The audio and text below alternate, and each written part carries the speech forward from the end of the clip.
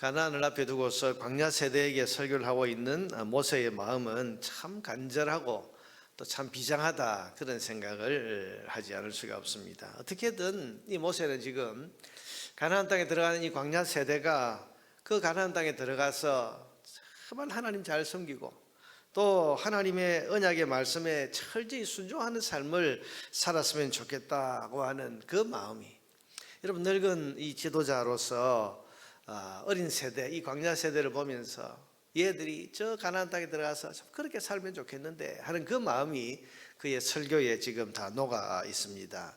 여러분 오늘 읽었던 39절과 40절 끝부분을 한번 보세요. 그런즉 너는 오늘 위로 하늘에나 아래로 땅에 오직 여호와는 하나님이시요 다른 신이 없는 줄을 알아 명심하고, 들어가면 가나안 땅에 들어가면 위로도 하나님 한 분밖에 안 계시고 땅에도 오직 하나님 한 분밖에 안 계시다는 사실을 명심해라, 그렇게 말하고 40절에 오늘 내가 네게 명령하는 여호와의 규례와 명령을 지키라.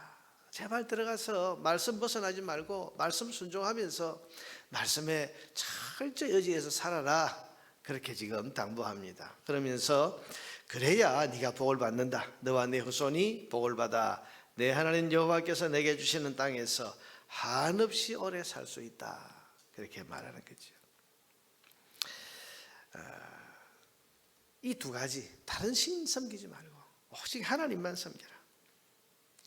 오직 하나님 말씀에만 순종해라. 그래야 네가 걱정 없이 복 있는 삶을 가나안 땅에서 살아갈 수가 있다. 여러분 이게 모든 이 신명기 설교의 핵심입니다. 오늘 본문에서는 그렇게 이스라엘이 하나님만 섬기고 또 말씀에 순종해야 하는 이유를 두 가지로 이야기를 합니다. 첫째는 32절에서 34절입니다. 네가 있기 전 하나님이 사람을 세상에 창조하신 날부터 지금까지 지나간 날을 상고하여 보라. 너 지난 날들을 한번 돌아봐라. 하늘 이 끝에서 저 끝까지 이런 큰 일이 있었느냐? 우리 민족같이 이런 큰 하나님의 역사를 경험한 그런 민족이 있었느냐? 이런 일을 들은 적이 있었느냐? 어떤 국민이 불 가운데서 말씀하시는 하나님의 음성을 너처럼 듣고 생존하였느냐? 하나님께서 이스라엘이 범죄했을 때 그 땅에서 불이 나오도록 하셨죠. 그리고 거기서 말씀하셨는데 불 가운데서 말씀하시는 그 하나님의 음성을 듣고도 너희가 생존했다. 이런 민족이 어디 있냐? 34절에 어떤 신이 와서 시험과 이적과 기사와 전쟁과 강한 손과 편팔과 크게 두려운 일로 한 민족을 다른 민족에게서 인도하여 낸 일이 있느냐?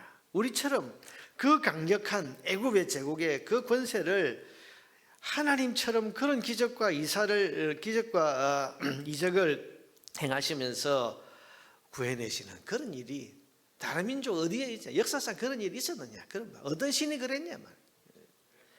이는 다 너희 하나님 여호와께서 애굽에서 너희를 위하여 너희 목전에서 해가지고 너희가 눈으로 보지 않았냐? 이 광야 세대 가운데는 출애굽을 경험한 그런 사람들도 있죠. 20세 이전 어린아이들은 여러분 이 출애굽을 눈으로 경험하지 않습니까? 그러니 모세가 그 이야기를 하는 거죠. 봐라, 이런 일이 있었느냐? 이렇게 많은 기적을 본 민족이 어디 있냐? 그렇게 말하면서 이것이 다 하나님, 살아계신 하나님의 역사인 것을 너희가 어떻게 잊을 수 있겠냐? 그 말이죠. 그러면서 35절에 이렇게 말합니다. 이것을 네게 나타내심은 이렇게 하나님이 너희에게 행하신 이유는 여호와는 하나님이시요 그 외에는 다른 신이 없음을 네게 알게 하려 하십니다. 하나님이 이렇게 하신 이유는 하나님만이 유일한 하나님이시다. 다른 신은 다 헛것이고 하나님만이 유일한 하나님이시라는 것을 너희에게 똑똑히 알게 하기 위해서 하나님께서 그 많은 기적과 이적들을, 기사와 이적을 행하신 것이다, 그 말을 하는 겁니다.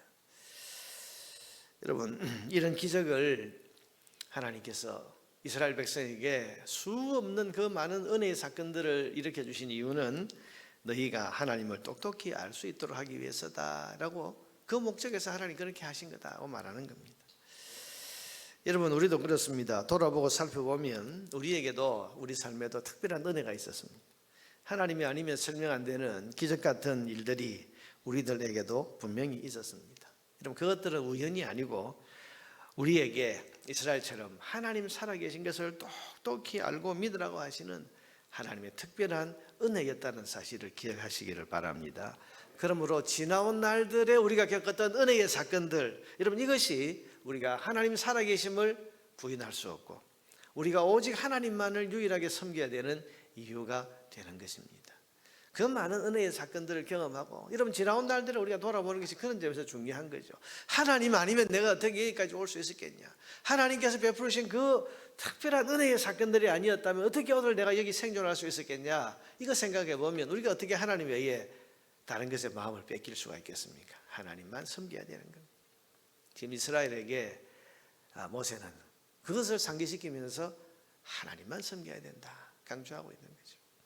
또 우리가 하나님의 말씀에 순종하는 삶을 살아야 되는 이유가 36절에 보면 나와 있습니다. 여호와께서 너를 교훈하시려고 하늘에서부터 그의 음성을 네게 듣게 하시며, 여러분 하나님께서 이스라엘 백성이 하나님 말씀을 두려워하면서 그 말씀을 늘 순종하도록 하기 위해서 어떻게 하셨다는 겁니까? 하늘에서 음성을 들려주셨다. 여러분 이스라엘이 광야 40년 동안 하나님의 음성을 들은 적이 몇 번이 있죠. 시내산에서 그 빽빽한 구름 가운데에서 하나님께서 그 임재하실 때 그때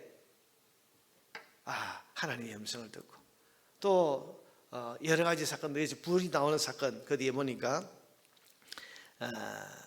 땅에서는 그의 큰 불을 네게 보이시고 네가 불 가운데서 나오는 그의 말씀을 듣게 하셨느니라. 이스라엘이 범죄했을 때 땅이 갈라지고 불이 확 솟아나서 많은 사람들을 심판했는데 그때 하나님께서 불 가운데서 말씀하시면서 너희들은 하나님의 말씀에 순종해야 된다. 그 말씀한 걸 들었단 말이죠.